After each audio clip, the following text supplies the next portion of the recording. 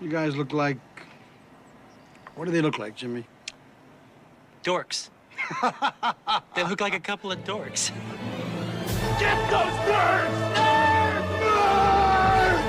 They're coming to get you, Barbara. What? Are you kidding? We got some family here. Can you dig it?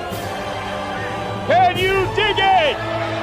Can you dig it? You are listening to the In the Mouth of Dorkness podcast. Here are Brad, Lisa, Brian, and Darren. Welcome to another edition of the It Modcast podcast. Joining us is Brian Young. God, I love being a turtle! The Turtle Dork. You let master swing low on your chariot? I hate slavery! And also joining us is Lisa Gullickson. Quick, suck it before the venom reaches my heart. Wife Dork. If you ever hurt Isabel, I'll kill you faster than I could shank a salmon. And Brad Gullickson. And for gosh sake, watch your language. That's not going away anytime soon. Mouth Dork. Choose liver. And I'm your host, Darren Smith. Warm. Warmer. Disco. The Disco Dork. I'm Pennywise, the dancing clown. Pennywise, meet Georgie. Georgie, meet Pennywise. And welcome to the It Modcast podcast. Hooray! I may be drunk, but that was a really good Pennywise. Thank you. Did I sound at all like Keith David? No. Oh. You didn't pick up on that Did I vibe? sound like Scott Atkins eating a liver? Yes, you did. What it was the like fuck? dead on. Spoiler alert. Jeez, man. Welcome back, everyone, to another edition of the Weekend Dork episode. Brian, how was your Week in Dork? Weekend Dork was actually pretty decent, pretty good actually. So seen a couple of things, but the main thing I actually want to talk about is a film that came out this past weekend. It's been pretty polarizing, to say the least. Mother, the new film by Darren Aronofsky, starring Jennifer Lawrence, Javier Bardem, Ed Harris, and Michelle Pfeiffer. Pfeiffer? Yes. Pfeiffer. It's interesting, man. Like, okay, let me just preface this. Like, okay, when the movie came out Thursday, I usually go to the movies Thursday night. So I know you guys saw it maybe a little earlier because there was a conversation. We saw it on Wednesday. Yeah, so there was a conversation on Twitter, and I wasn't really like too keen on watching the movie. I like Darren Aronofsky. At one point, Requiem for a Dream was one of my favorite films. I like him as a filmmaker, but for some reason, I was just like, I don't think I'm really into like seeing this movie. And so I really wanted to go see like American Assassin. I was thinking, I want to check that out. Yeah, I want to check it out, you know. But then like you got on Twitter, Brad. I sure did. Mouth Dork. And I started to see your feed, and I started to see the conversation that was going on, and I was like, man, this is interesting. It's interesting back and forth. I was like, you know what? I need to be part of this conversation. Let me go see Mother. So I went. Mother! Yeah. So I went Thursday night to go see Mother, and it's safe to say that, yeah, I see what all the hoopla is about that's been going on back and forth on social media about this movie. Before we kind of get too deep into Mother, I just want to talk about the film overall, just I guess from a technical standpoint. Darren Aronofsky. We're going to have to spoil this, though. Yeah, yes. So if you haven't seen Mother yet, yeah, do so. Yeah. Join the conversation, because you cannot talk about it for more than 2 sentences without spoiling. It's really hard not to. And so I got to say that, well, actually, I have it up here. Let me just read the synopsis on IMDb. Okay. A couple's relationship is tested when uninvited guests arrive at their home, disrupting their tranquil existence. So on the surface, you could look at this movie, and going into it, I was looking at it on the surface level, trying to really follow everything literally. But as the film goes on, and you really start that from the first frame of this movie, the very first frame, you're like... Which is what? A very extreme close-up on Jennifer Lawrence. And maybe not Jennifer Lawrence, but two eyes. Female eyes. A fiery, background or in fire with everything ablaze. Oh, that wasn't Jennifer Lawrence. That wasn't? No. Okay. No.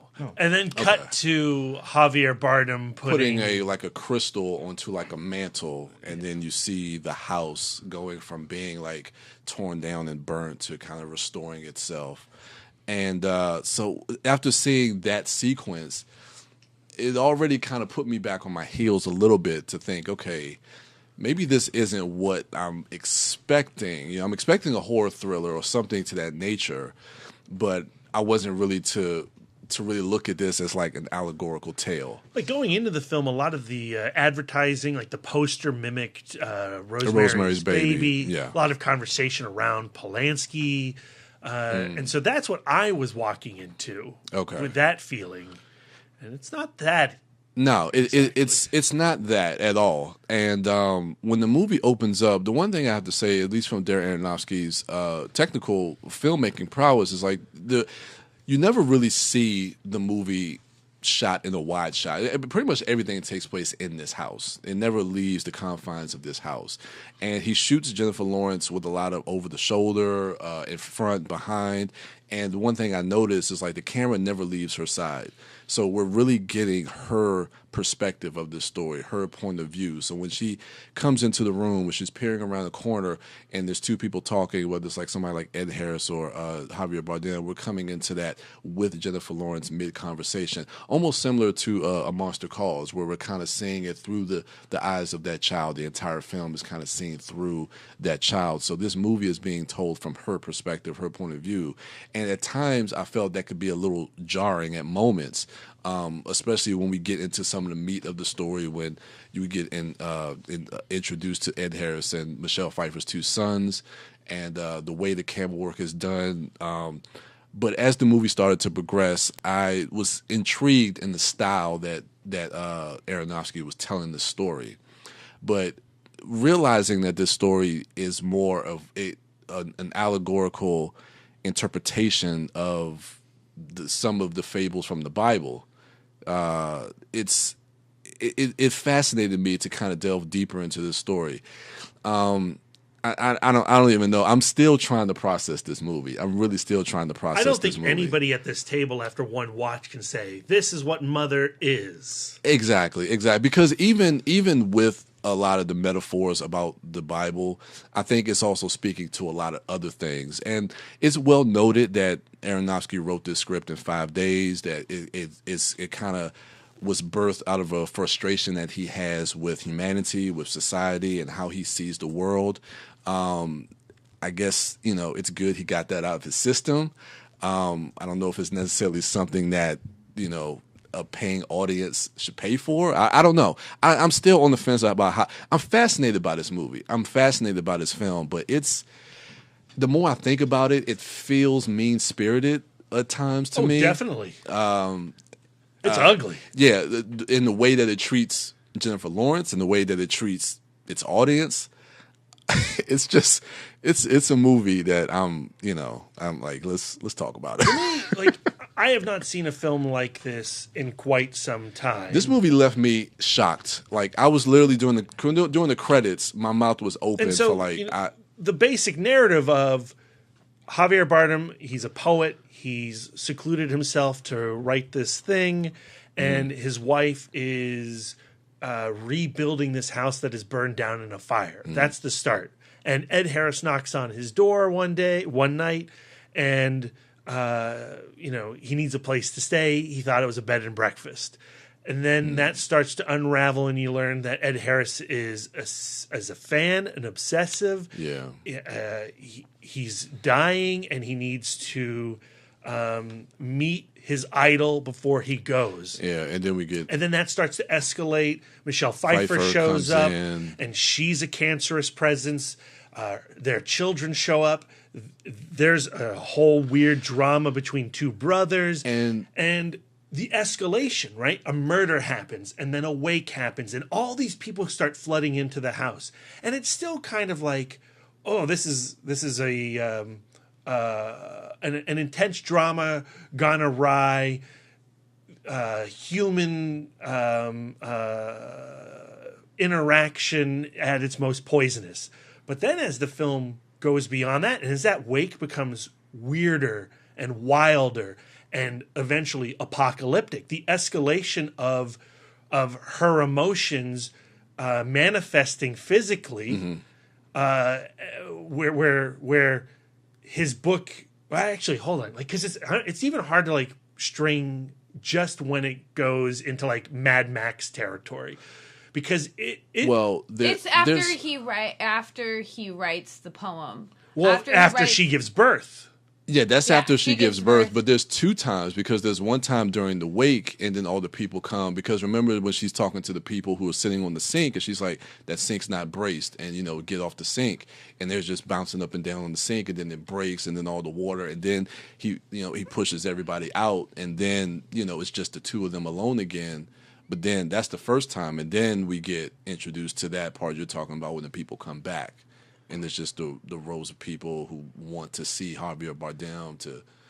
Well, she gets impregnated at one point. Like so after the wake, there's that encounter between her and Javier Bardem where he hasn't been having sex with her. Yeah, he can't touch her, and she finally throws that in his face, and he attacks her, and it's an assault that leads into sex, into pregnancy, and then she wakes up.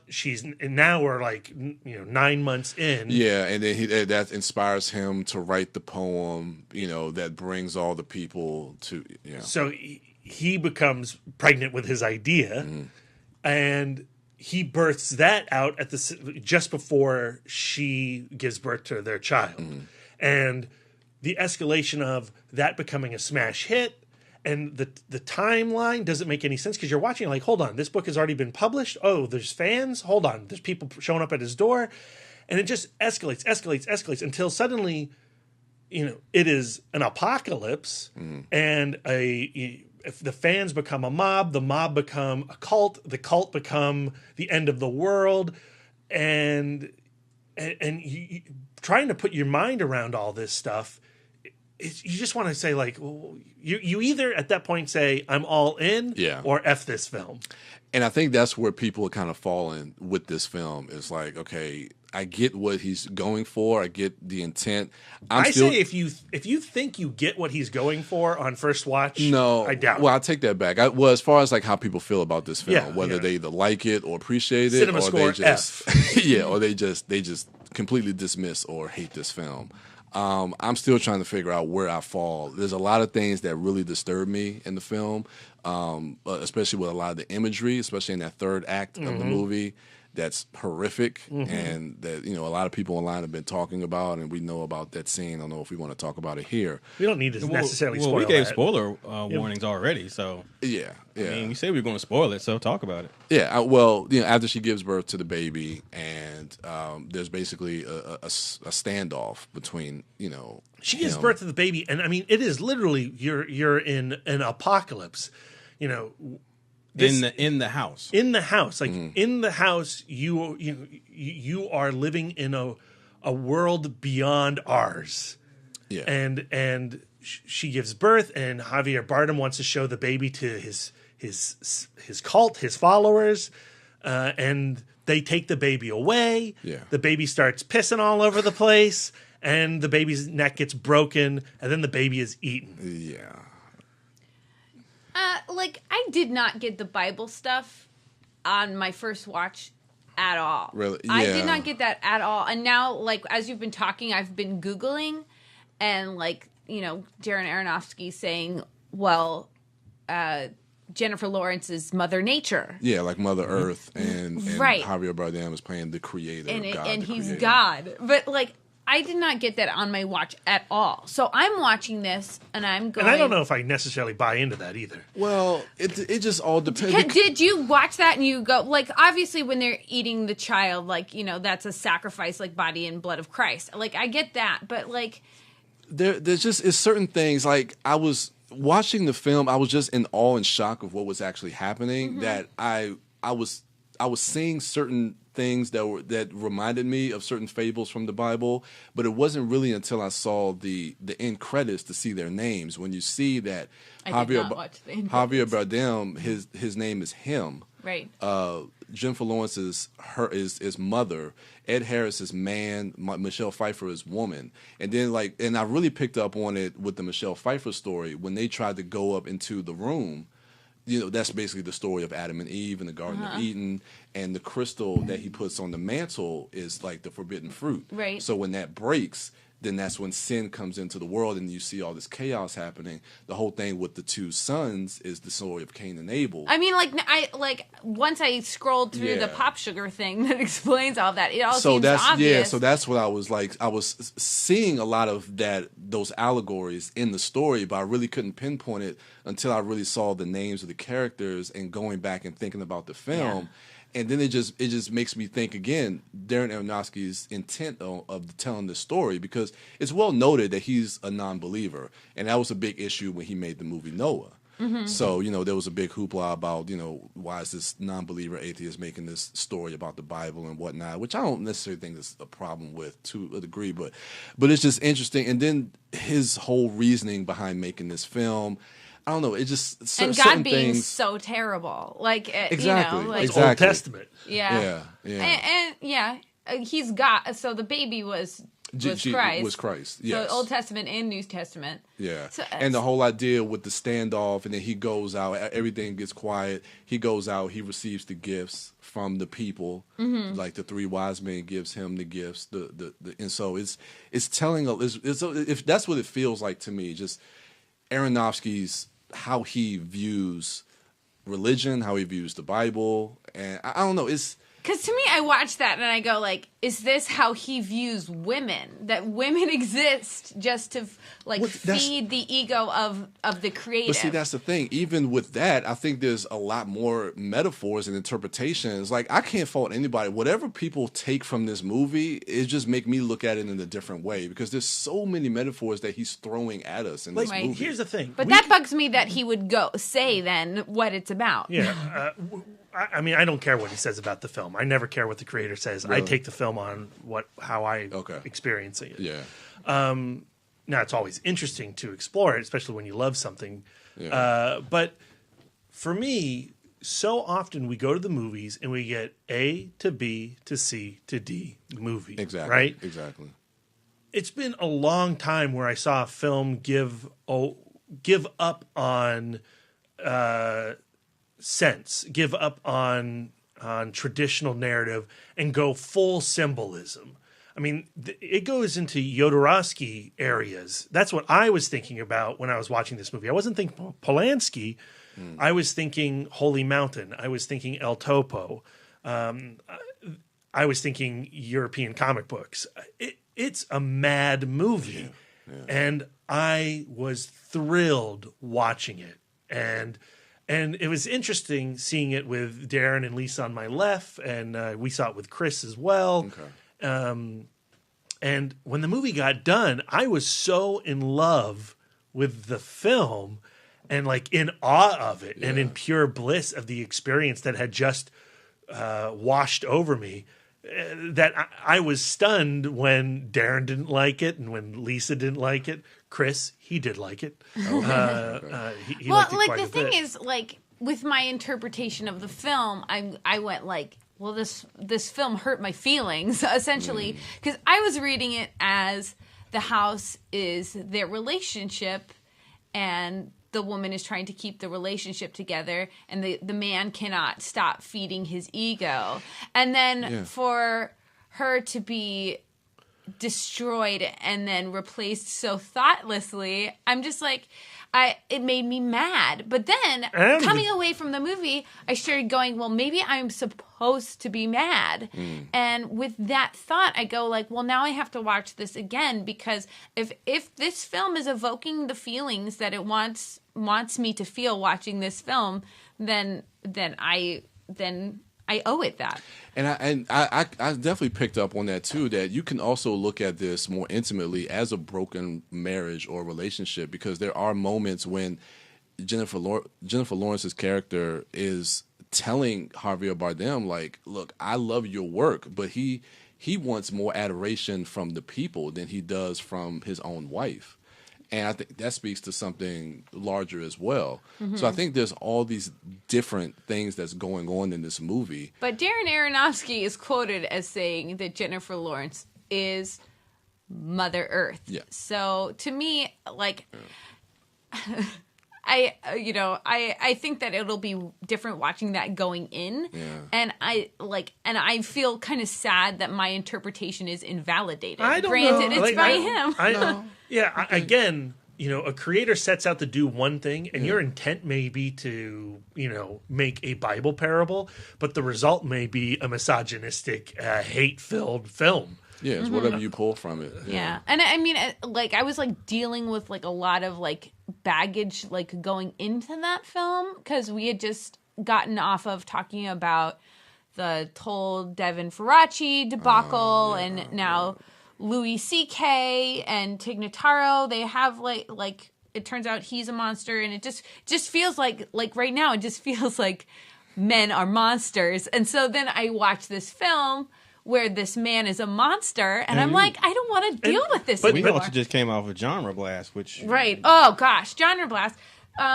So, like, new filmmakers, I saw a lot of really promising stuff at Genre Blast, but new filmmakers, abuse of women, rape, using women as objects, mutilation of women is covered. That does not need to be explored at all anymore. Ever. It's we're full up.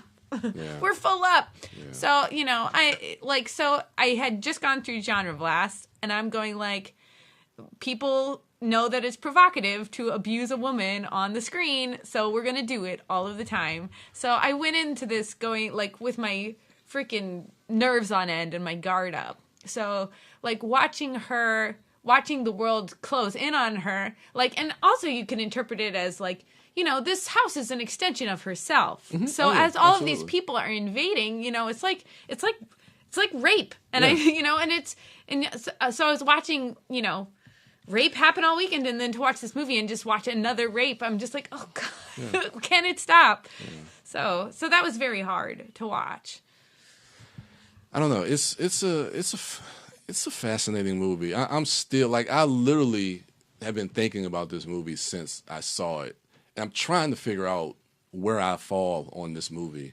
It's just a wild film. I mean, it's definitely it's a wild film. It's provocative, and it's meant to be provocative. And I do agree with Brad that there is something really daring, really brave about doing a movie that's almost entirely symbolism. Absolutely. You don't see that anymore at all. So in terms of that, it's a tremendous feat, and it's beautiful. Yeah, I appreciate everything Aronofsky did. Like I said, I mean, I think a creator, we've been talking about that, or a filmmaker should have the right to do whatever they feel they want to create, as a film, regardless of how I feel about the movie. If this is what he wanted to put out, then I can find some appreciation as a content creator in making this film. But yeah, it's just, for me, I'm not. Time for your second watch. Yeah. Darren, I wouldn't mind watching Darren, it. you haven't said much other than me telling the audience that you didn't like it. Do you want to chime in with a few words? That's pretty much it. I hear the conversation not only here at this table, but online from Darren Aronofsky, what his intentions were, other interpretations of the symbolism, it being a film of entirely symbolism. I get all of that, and I understand it. I respect it. But at the end of the day, it's symbolism that just does not interest me. There are multiple scenes in the film where Jennifer Lawrence is, as we mentioned earlier, her home is being invaded. People are just coming in and taking stuff, and she's being made to look ungenerous and bad. Yeah, but just the act. I don't think that's true. Yeah, she's completely I don't think she's made. No. She's not. The movie does not make her look ungenerous or bad. They are invading her space and they are stealing. Right. She's being interpreted by the others around her as ungenerous and bad. And I just like all of that stuff, like the imposing nature. And granted, like what Lisa said, if the movie is supposed to make you feel a certain way, and it's successful in doing that. I mean, that's cool and everything, but that's just like watching Irreversible and watching Monica Bellucci get raped, and you're supposed to be appalled with that, but I don't have to fucking like it. Like, I don't. It's not. So I don't like, and this is a personal thing. And this has, I don't know if this has anything to do with my anxiety or anything like that, but the idea of someone imposing on me, whether it be in my house, in my personal space, Brian, you know my personality. You know, I can't take that shit. Like, and to see her just allow people to come in and Javier Bardem just brush her off and just let that shit happen, like, it gave me anxiety. Lisa, it's very similar to you watching a V scene. Like, it really bothering you on that level. It's triggering to me. And so that movie is all trigger. It's all fucking trigger. I can see that. And my whole thing is, just say get the fuck out. And I know everyone is not Darren. Everyone's not going to say that character is. She does say get the fuck out. That's what I'm saying. And the people just dismiss her. She couldn't do anything at that point. Yeah. Right. But I mean, even before it escalated, like, it's like you said, the film is just all escalation. So early on, like with Michelle Pfeiffer, like when it's just her and Ed Harris, and her going through stuff and just doing whatever and just throwing her clothes out of the laundry on the floor. Bitch, pick that shit up. What are you doing? Get out of my house. Like, I love at those moments where at the start her passive attacks on Michelle Pfeiffer or Ed Harris, where she would hide their shit. Yeah, she'd push the lighter behind the desk or throw her panties behind the washer. Yeah. I understood that. And again, that's at a point when I think I understand human emotions that are occurring in front of me. Yeah, but this movie is not based in human emotions. And then, like, you know, so that was the main thing. Like, it just had me on edge. It just rubbed me the wrong way. That was the main thing. But I understand, like, it's supposed to feel like that. Like, because I'm pretty sure that's how she felt times 10. You know, that's her house. But so even if you're supposed to feel that way, you don't have to like it. I don't like it. But and also, like, it didn't appeal to me how, like, you mentioned, Brad, where she was pregnant, then there was this passage of time, and then all this stuff started rapidly happening. But even, like, when the brother died and then the people show up, like, that happened like really quick. It's really weird. And not even just weird, like, I just didn't like that. That just didn't appeal to me. Like, and I understand what it was supposed to be symbolic or whatever, and, you know, the evolution of, you know, whatever was the story and how things were just being destroyed and how we were just rapidly approaching the point where it was all going to burn down just so it can start again and be created. Like, I get all of that. Just as a whole, it just didn't appeal to me. Like, I just didn't like it. And that has nothing to do with, like, the anxiety-inducing shit. I mean, just for me in practice, like, that just didn't appeal to me. But I love the way VF. There's no vomiting. Yeah. Well, I mean, Ed Harris does off screen. Oh yeah. You see him over a toilet. But Gross. The filmmaking is impeccable. All of the performances are freaking great. I agree. You know, on a technical level, like, I love the way it was shot. I love the way it looked. That house as a setting is astonishing.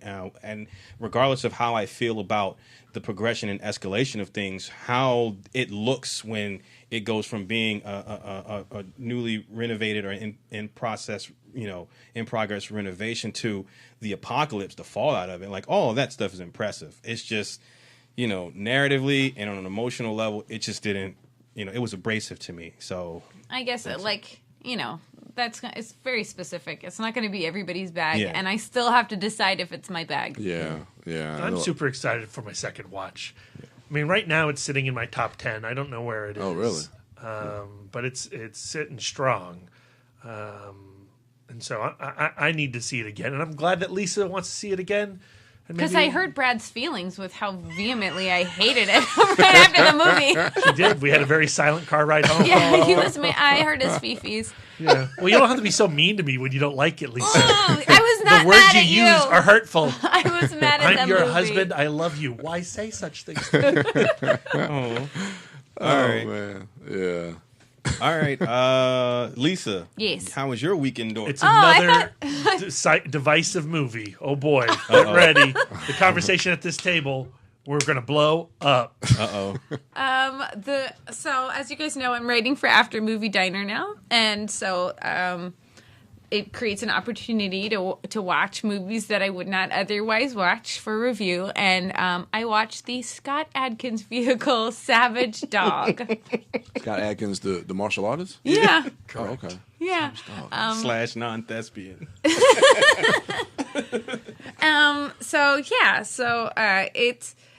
So going into this movie, I definitely had my skeptical face on because it being an action movie first is generally not something that appeals to me. Also, the fact that it's low budget and Scott Atkins, like really. There's no way you would ever encounter this film in the world, Lisa, without being pointed to it by the after movie diner. Exactly, it's a direct to VOD movie, and but Scott Atkins does have a fan base. I mean, and I'm he sure keeps he does. cranking out those movies. And somebody watches these movies. Oh, like yeah. I think of them like, like wallflowers at a party. Like we're all watching the stuff that was in theaters, but meanwhile there's all of these movies just standing there waiting to be picked. I think of Scott Atkins as like when I was a kid and I was obsessed with Stallone and Schwarzenegger, but every now and again I needed Michael Dudikoff.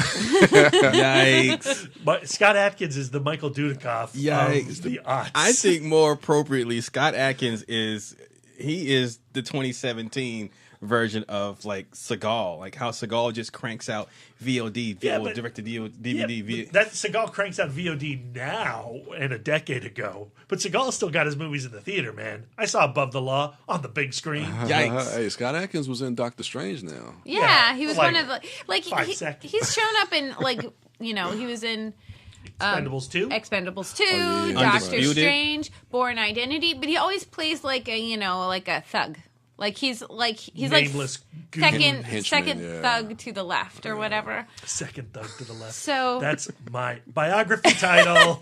So the fact that he was at the center of this film, I was looking forward to seeing the martial arts side of this story. I love kicking and punching and hand-to-hand combat. I really enjoyed the choreography of that. And so I was like, well, I'll just really lean into that. And then this movie opened, and the setting of this movie is just really, it's really not aspirational. It's ambitious. It's really ambitious. So it takes place in Indochina in 1959, right after the French colonials have left. Okay, so there's like this little amount of time where the French colonials have left and no government has really taken over. So everything is just run by just the criminals who live there. And so it's like this odd mix of Europeans and native people, and all of them are just trying to take over each other. So Scott Atkins plays a former Irish boxer, but he had been part of the Foreign Legion, and then he deserted. With, the IRA? Yeah, he deserted because his father and his brother were part of the IRA, and so then he had terrorized and blown up some stuff, and so he had essentially a death sentence, and so he moved to Indochina, where he apparently did some kind of minor talking back to an officer or something. He ran afoul of the law. Yeah, and so at the opening of the movie. Not at the very opening, but towards the beginning of the movie, he's in this little prison cell, and he's the people who run this little colonial hub are using him to fight. So they'll pit him against some other bruiser, and they would gamble on it, and there's a little cool team of evil people. The bad guys are Steiner, who's played by Vladimir Kulik. who is like a Nazi. He was like a Nazi war criminal. And then there was Boone, who was played by Kung Lee, and he was like, you know, just like a, I don't know. From Brian's favorite movie, The Man with the Iron Fist.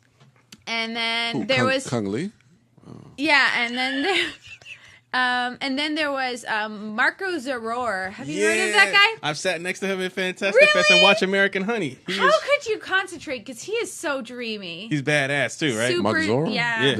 He's the guy you talking. Okay. Yeah, he plays Rastignac, and Rastignac was like a Spanish Nazi somehow. I couldn't follow it. It's confusing. But he was kind of like he was Steiner's main bruiser, and he was also played the executioner. And when he would fight somebody, he would always do this. He would do a speech, and his speech was like, "We're fairly matched, except for I get to use this giant knife." And then they would fight, and he would use a giant knife. And this thing was like a fucking sword. It was straight out of Aladdin or something. It's a huge ass knife, and it was just really funny. But like, I love the fact that they dared to do something like so historically specific, and so then you're just kind of watching things progress. So when he finally gets out of the prison, like he gets put on parole for a little bit, and they go, you know, like, we're setting you free, so you're going to owe us, and we're going to come and get you again. And so he finds, so he kind of runs away, and he runs to this kind of local bar that's run by this guy named Valentine, who is Keith David. Yeah. And Keith David narrates the entire film. Yes, he does. And he's an, spoiler alert, unreliable narrator. Can we spoil it? Well, we can spoil it. We can spoil it. He's dead. He's dead. He's narrating from beyond the grave. Yeah, we find that about halfway through the film. So it's like Kevin Spacey in American Beauty. Yeah, Sunset Boulevard. Yeah, Brian. Sunset Boulevard. That's the reference. But he becomes like the de facto father-in-law because Scott Atkins is like in love with his daughter, and his daughter is like an adopted daughter, and the daughter of Steiner. Keith David's really great in this movie. He is really great in this movie, and I think that his performance lends the whole cast a level of gravitas that they do not deserve. I mean, get to the good stuff, Lisa. What's the good stuff? The action. Oh, the action. The action is super fun. Okay. So at the beginning of the movie, he's doing pretty much just one-on-one combat, like just like almost like boxing, but they're like no holds barred fights. So like there's like, you know, kicking and stuff because he's a kickboxer. So I would use that if I was even pretending. So yeah, but like the level of violence is like super fun. So like when he's fighting and he smashes someone in the head, there's just blood and everything. There's a lot of practical work in the film. At the beginning of the film, there is some practical work. As the movie goes on, the CG becomes worse and worse and worse. But even in that final battle where, you know, he basically goes commando, John Matrix on that entire platoon. When that happens, Darren, heads explode. Oh yeah, There's multiple heads exploding. All right, sold. So yeah, you should have led with that, Lisa. Goddamn. At a certain point, yeah. So at a certain point, both Keith David and Isabel need to be avenged because they're dead. Did their heads explode? No. So he gets a handful of like grenades. And so, like, the hand-to-hand honor fighting is just thrown completely to the side. So right away, he explodes a soldier's head with a grenade, and it just pops. And there's, like, a lot of, like forward face flap, like Scanner's face flap head explosion. It's pretty great. And there's multiple head explosions. One of my favorite moments of, like, just utter dishonor is, like, so he's facing off with Boone, and, and so Boone is like, let's do this like men, and he like sets down his machine gun, and then they do some hand-to-hand combat, and they seem fairly evenly matched, But you know that Scott Atkins is going to win. So they're fighting, and then the way that Scott Atkins finishes the fight is he picks up the guy's machine gun that he put down out of honor and then shot him.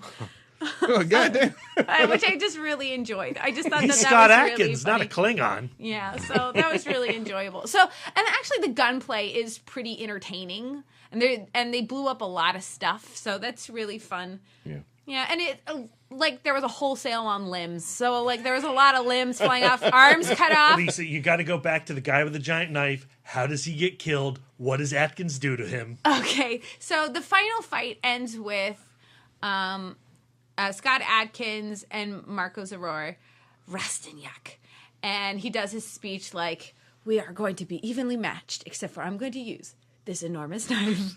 And so they're fighting, and of course Scott Atkins wrestles the knife away, and so he's got. But he fights him with a wrench first. Oh, he fights him with a wrench first. That's true. Brad remembers this better than me because I loved it. It was super fun. So they fight with a wrench for a little bit, and then he finally gets the knife, and he has Marco Zaror pinned on the ground. So what he does is he takes the knife and stabs him in the chest, and then he takes the knife and he cuts him down the side like a fish, right? And then he reaches inside and grabs a kidney, and then he bites the kidney. What? Oh, okay. Sure it wasn't a liver? I don't know. I'm not. No, we know it's a kidney because when you turn the subtitles on during this sequence, the subtitle says, "Choose kidney." Oh, well, there you go. Oh, we had the subtitles on. Scott Atkins was doing like an Irish brogue thing, and sometimes that was just hard to tell. Not working for him. I don't know. Why does he eat the kidney, Lisa? Oh, because he's a savage dog, Brad. But here's the thing. He doesn't eat the kidney. He spits it. He chews the kidney and he spits it out. Because he doesn't need those extra calories. If you want to look cut, you gotta, it's the lean meats. Yeah. Oh. He does not swallow. It's super. I really enjoyed it. It was super fun, and I look forward to watching other weird shit. So far, I've watched Later Hosts and Zombies. You're going to and commit to more Scott Atkins vehicles. Maybe we're at the end of September. Maybe October will be Scott Atkins month. Everybody else will be Ninja 2. You gotta watch Ninja 2. He is adorable, though. Just let me say, he's like the kind of handsome where it's just like point of diminishing returns. Like, you're just too beautiful and I don't even see you anymore. Scott Atkins? Yeah, I think he's super. What I said. He's like super generic. Like generic pretty. Okay. He He's reminds me, this symmetrical. is weird, probably so random, but he reminds me of a young, badass Ben Stiller. What? I don't know why. I don't know why. I don't agree with that. I don't know why. Scorcher 4. Yeah. Here we go again. Again. Who left the fridge open? Yeah. So I hope it sounds like you all are going to watch it now. So that's really wonderful. Yeah, these people's heads blow up. I have to watch it. Yeah. So it's streaming. So it is on Netflix? No, it's not. It used to be on Netflix. It is now on. It's on Amazon, but you have to rent it. Oh, okay. Yeah, but it's like $2, man. It's worth $2. Yeah, $2. I see it on IMDb. Amazon. That means Brian's not watching that shit. No. But I really enjoyed it, and for a person who's not like an action person, I guess the way to make me interested in the action scenes is to just dumb down everything else. Oh, and then I'm that's like, well, all of his filmography. Then. So this is directed by Jesse V. Johnson. That's the guy doing Triple Threat, right? What's Triple Threat? Triple Threat is the movie with Tiger Chan. It's Fantastic Fest. Oh, is it? No. No. He's apparently done like he's a real stunt guy. Tiger Chan, Tony Jaa, and Iko. Yeah. And Iko, Okay. All right. Okay. But yeah, so he's done a whole bunch of like straight to VOD action films, but he's done like stunts and stunt coordinated on like The Amazing Spider-Man and other stuff that I don't remember. Savage Dog. Interesting. Savage Dog. Lisa found 1,300 words to write about that thing. I know. I'm very prolific. Yeah. And he wrote the script as well. And there were great lines in it, such as if if you hurt Isabel, I'll kill you faster than you can shank a salmon. Oh, shank a salmon. Shank a salmon. I love it. It's so descriptive. That's a thing. He also says that Indonesia was a melting pot of post-war villainy. That's a great quote. He was just like, how do I take Ben Kenobi's quote about Tatooine and apply it to Indochina? And that's what he did. It's fun. Interesting. All right, Brad, how was your weekend, Dork? I had a great weekend, Dork. It was the 50th anniversary of the second season of Star Trek, guys. Woo! And that first episode, Amok Time. Your favorite episodes. Brian, don't look at me like that. Okay. Amok Time is considered one of the great episodes of the original series. Okay. It's where we see Vulcan for the first time. It's also the first time we see the Vulcan salute. It's the first time we hear the phrase "live long and prosper." Oh. And it all stems from a story in which Spock has to make it with a lady or he will die. Yeah. As McCoy puts it, his fluids are in imbalance. He's got the blood fever. If we don't get him back to Vulcan, the pressures will explode and he'll die. So he's got a really deadly case of blue balls. And that's the plot of Amok Time. So the pressure's on. The pressure is on. And like at the beginning of the episode, McCoy comes to Kirk and he's like, "Hey, Captain, you notice anything weird about Spock? I mean, he's awfully restive." And Kirk's like, "Oh, he's just being a Vulcan." And then you see Nurse Chapel, who's, famously has a big time crush on Spock. She's bringing his favorite plomeek soup to him and goes into his quarters. And then you hear Spock just belittle her, scream at her, and toss that bowl of soup out the door. And he's losing his goddamn mind. But he's a Vulcan. He's supposed to be logical. He's supposed to be emotionless. Well, he can't take it because of the blue balls. All right? So he's request leave. But the ship is going to Altier 6. They've got a diplomatic mission. They can't, change course because, he wants to make it with a lady.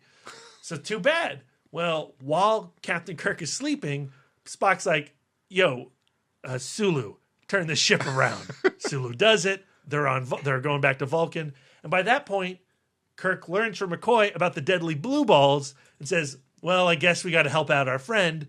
Let's take him down to the planet." Is that what it's called? The deadly blue balls? No, it's called Amok Time because they couldn't call it the deadly blue balls. Isn't it called Ponfar? Ponfar. It's Ponfar. It's a thing that they work into the mythology of Vulcans, and I love how Ponfar is used in Star Trek 3: The Search for Spock.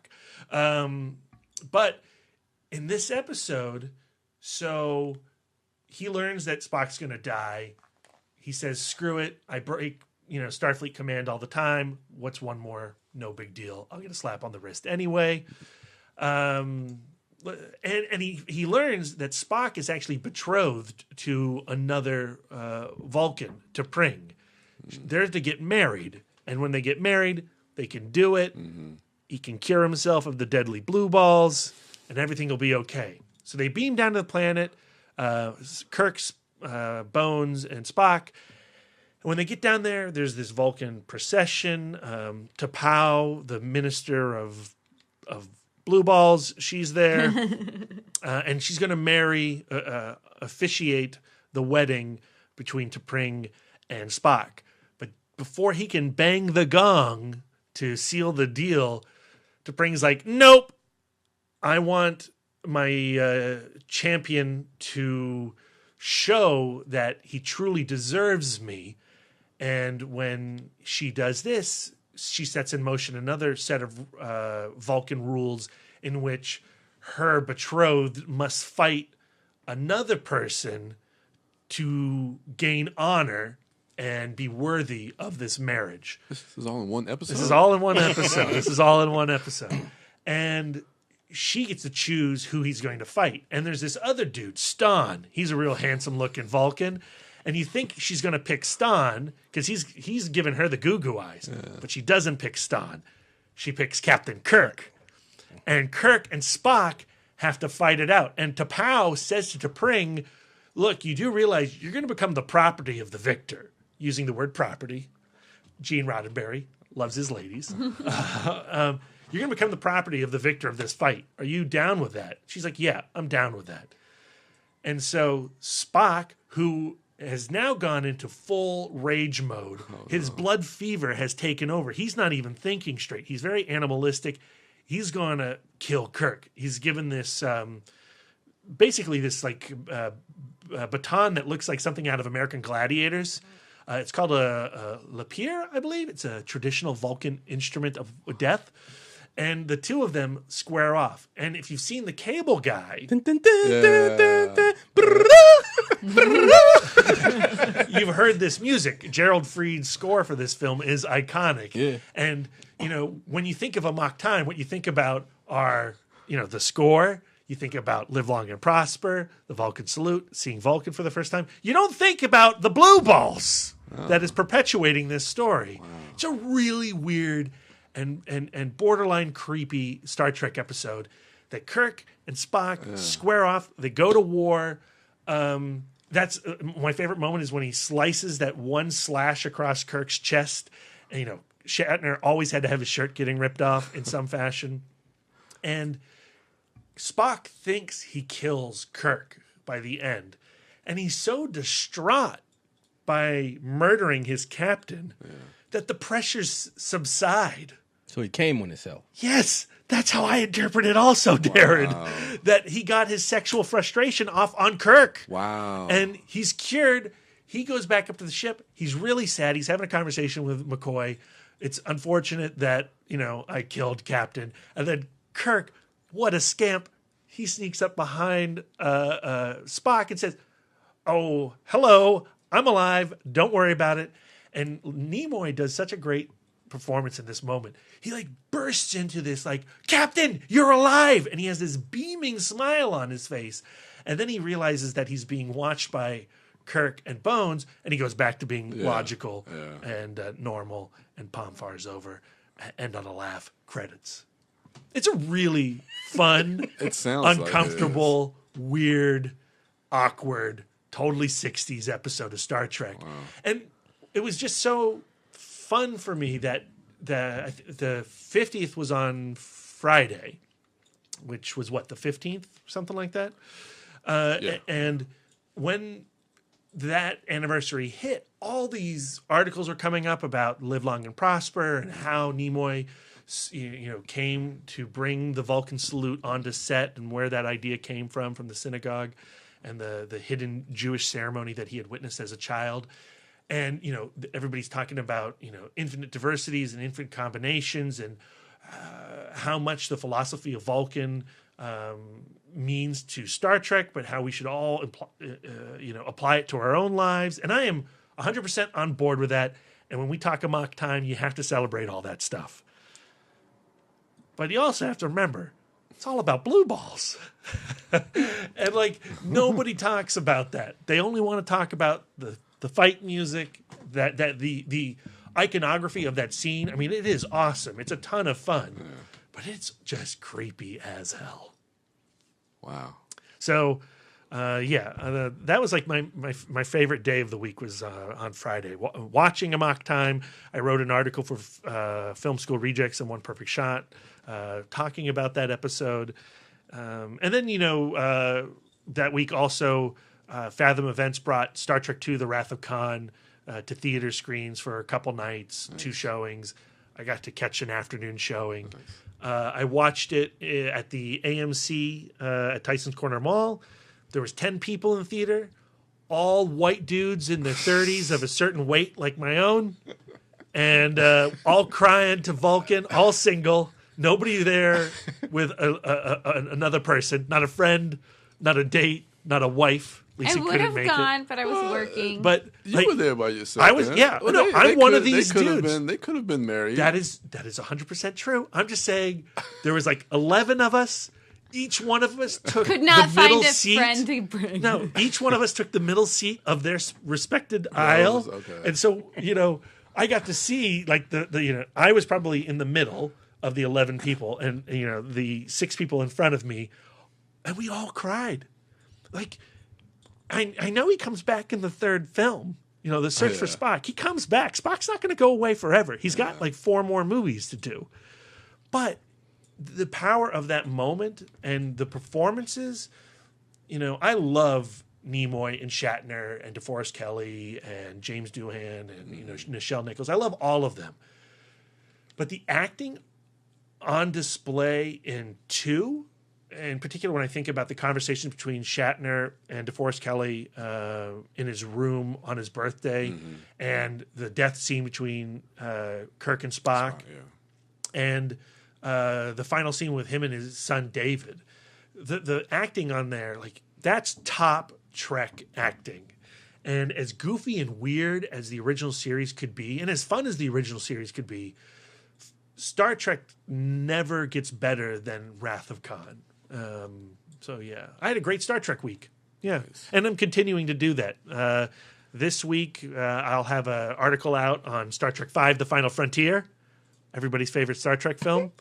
And then we're a week out. Actually, we're less than a week out for the premiere of Star Trek Discovery on CBS All Access. I know you guys all signed up, right? CBS All Access. You got your subscriptions. It premieres when?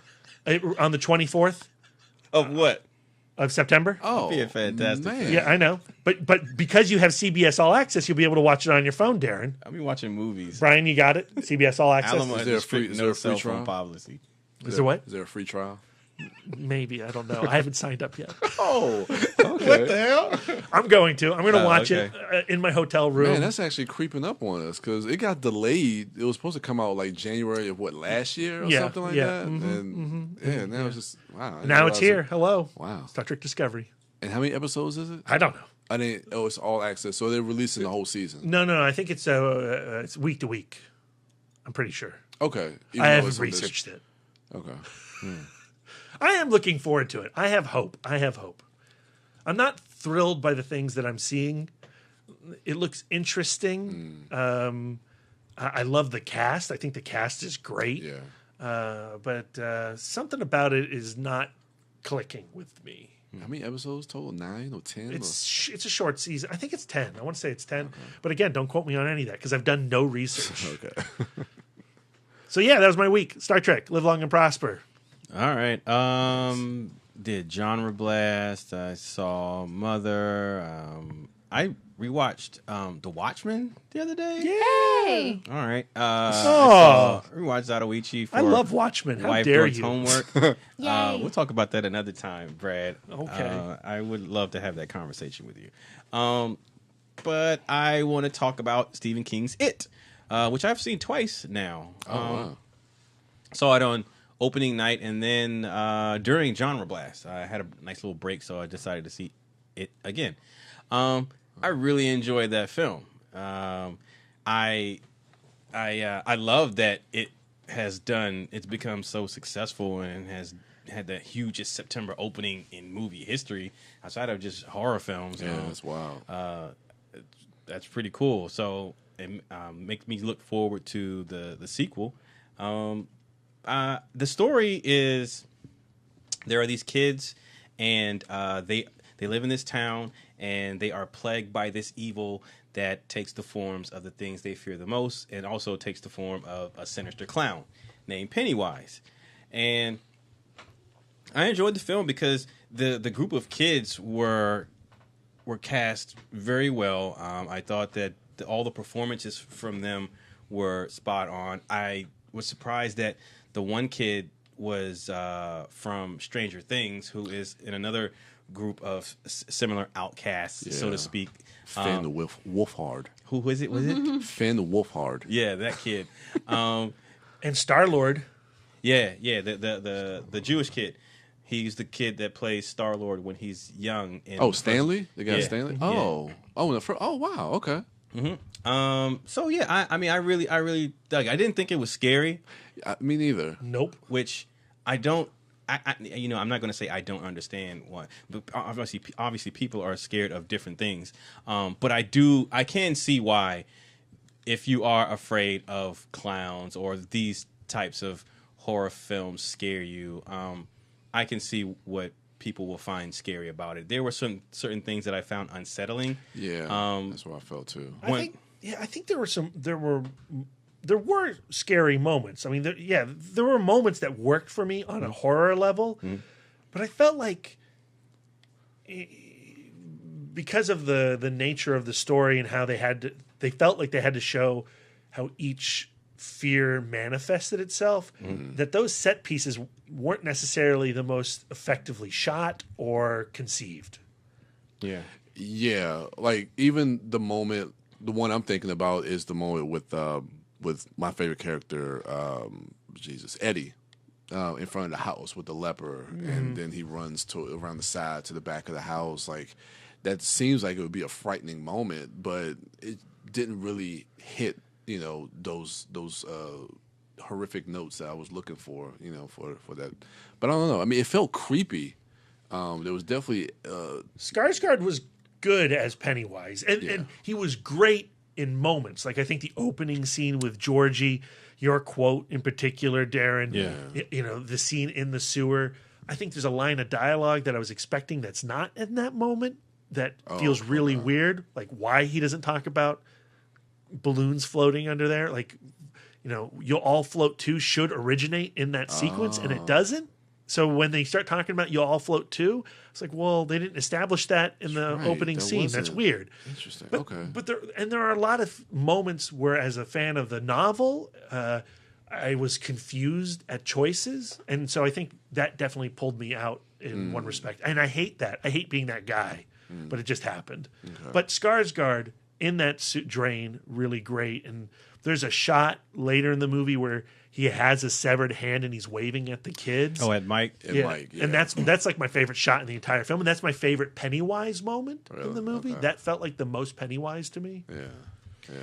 With horror films, I mean, as an adult now, like monsters and jump scares, I kind of don't count because there's a lot of them in it.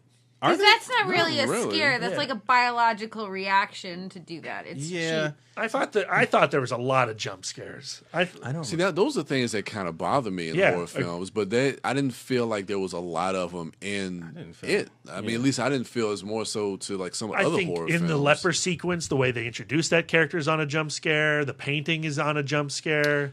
Yeah, maybe it just didn't affect me in the way I thought it would. I mean, the one that did was in the garage watching the slideshow. That was kind of freaky. So the leper, that's a jump scare. The leper, that one worked. The leper, the painting, the garage scene with Pennywise, at the end under the tunnel, like all those things don't scare me. Like if you. Oh, in the basement of the library with the headless whatever that thing was. Like all those type of things don't scare me. When there's a physical manifestation of a creature or a monster or something disfigured or whatever, those things don't bother me. The things that scare me are the stuff either that I don't see or the stuff that's implied. The scariest scene in the movie for me, the most unsettling scene in the movie for me, happens in the library when the kid is reading the book and the librarian in the background starts to turn around and just facing him, and then like each time they cut back, like it looks like she's getting ready to like get him, and then they pull to a wide shot, and then she's back minding her business. Like that was unsettling to me. That was really effective. I did not even notice that scare. Are you serious? Until it was pointed out in an article on Birth Movies Death. Really? I did not see it. That shit gave me goosebumps. I was paying too much attention to what Ben was reading. Yeah. But that's so weird because that's what I mean. Like the movie just there's an air of creepiness and the eeriness of this town and the people that populate this town is what feels like one of the most frightening things about this film. The pharmacist, Eddie's mom. I mean, those are great. Dad. Yeah, I for some reason Beverly's dad didn't work for me. Like, really? He something about that performance from that particular actor. Just I don't know. I could not. Or you don't think they set that up right correctly? Honestly, I don't know. All I know is when I was watching, I was like, I just don't like this guy. Like, because he's a freaking pervert. No. Did you believe the story that he was, abusing her? Well, I mean, I believe it because they were telling me. What I'm saying is something about that performance didn't work, and because of that, I did not like that scene. Yeah. Okay. One thing I appreciated about the film, though, is that a lot of horror films, you'll have either a slow beginning that establishes all the characters, and then maybe a kill or something, a scare or something will happen. And then there'll be a trying to figure out, the history and the lore of whatever is killing people or whatever. And then another kill or something like that. Things will be sprinkled throughout. So moments of scares are like maybe few and far in between until like the third act. But with it felt like everything was, sprinkled out like pretty well. Like there'd be a scene in the beginning, the opening with Georgie. And then you had the scene with, like, every time they cut back to a kid, one of the losers of the Losers Club, there was something. It was, again, beginning with the library scene. Like, after that happens, we go to, I think... Well, we get Mike first in the barn with the sheep. And after that, you have the moment that Mike's fears are manifested with the door and the hands coming out the door. That's the most effective one of that was scene. Really, yeah. But, like, I agree. You get a lot of horror moments. I felt like it was too much.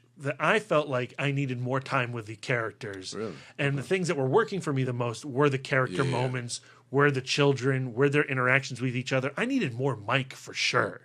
Yeah, and, Mike gets lost in the middle of the film. And I wanted more, like, Eddie's mom has the 2 scenes, maybe. Yeah, that was it. And, like, I wanted more conversation around their relationship with the town. And because the film was so determined to give me every fear manifestation, I felt like it was taking time away from at least the things I was more interested in. Interesting. Okay. Yeah. Well, I'm excited that the director's coming back, and they say that even though the second film is supposed to deal with the Losers Club as their adult in their adult lives, there will be flashbacks with them as kids. As so the kids, that cast will be returning because they were all good. Like, I really enjoyed. And they said they might focus more so on the origins of Pennywise as well. That and Mike is supposed to be like a bigger part, one of the main driving forces in the narrative. I think the way I feel about this film will be determined on how much I like the second movie. Because it did not feel like a complete story. Yeah, and for me, I understand that, knowing that because I don't think it should, because the story's not done, because the entirety of those characters is encompassed with when they were kids and also when they were adults. And it's hard knowing the novel also. You know how it goes. So I just wanted the film to keep going. Yeah. And for me, I haven't read the novel since I was maybe like my freshman year in high school, maybe that summer before that. So I barely remember anything about it. It's been a long time. Yeah, it's been a long time. So read the novel, so for me, I was going in fresh, and I didn't go back and rewatch the TV. Brad, I know you and Lisa just recently rewatched the original. I didn't do that, so I didn't have. I wasn't carrying any bag. I probably would have felt the same way as you. I mean, I don't know. That miniseries is terrible. Yeah, I heard it was bad. But what's interesting about that miniseries, I felt like at the very least the miniseries pulled off the opening scene better narratively, not necessarily cinematically or how it was shot. And there's the score in the miniseries, which, again, the score's not good. It's not, and it's probably bad, but the melancholy nature of the score, or what they were trying to do in the miniseries, I appreciated more than the score in this version. All right. So yeah, that's gonna do it for my weekend dork. We got the homework cast coming up Wednesday. Wife Dork is talking. She's going to discuss The Blind Swordsman Zatoichi. Then on Friday we have a fistful of fest. So we're coming up on our trip to Austin, Texas for Fantastic Fest. We leave in 24 hours. So we will be dropping our top 5 fest moments. I have been to Fantastic Fest. Brad and Lisa. Oh, so actually we're going to do our top 5 of the most anticipated to see there. Yeah. Yes. And Brian is going to do Lost Weekend, because we'll be covering both of those in the following week. So be on the lookout for that. You can find him at the Turtle Dork on Twitter, at the the Turtle Dork 1 on Instagram and at Brian William Young on Facebook. Also check him out on the It Modcast YouTube channel. And Wife Dork is at Sidewalk Siren on Twitter, Instagram, and Letterboxd. And Brad Gullickson is at Mouth Dork on Twitter, Instagram, Facebook, Letterboxd, and Untappd. And you have what? I'm interrupting you. I apologize. It's okay. Itmod Film Club too, right? Coming up. Itmod Film Club. So you got 2 weeks. 2 weeks-ish? Yes, to watch. Actually, you don't have 2 weeks to watch. You got 1 week to watch Lock, Stock, and Two Smoking Barrels. We have 2 weeks until we record the episode in which we discuss it. So watch the film. Tweet us at hashtag Itmod Film Club and send us any questions, any comments, or any discussions you want to have regarding the film, and we'll implement that into the recording. And Darren, if I wanted to talk to you specifically about any of these things, where could I do that? At the Disco Dork on Twitter, Instagram, Facebook, Letterboxd. That's going to do it for us. I saved it. Seamless. You did. Thank you all for listening. Enjoy the rest of your week. Fantastic mess. And until next time.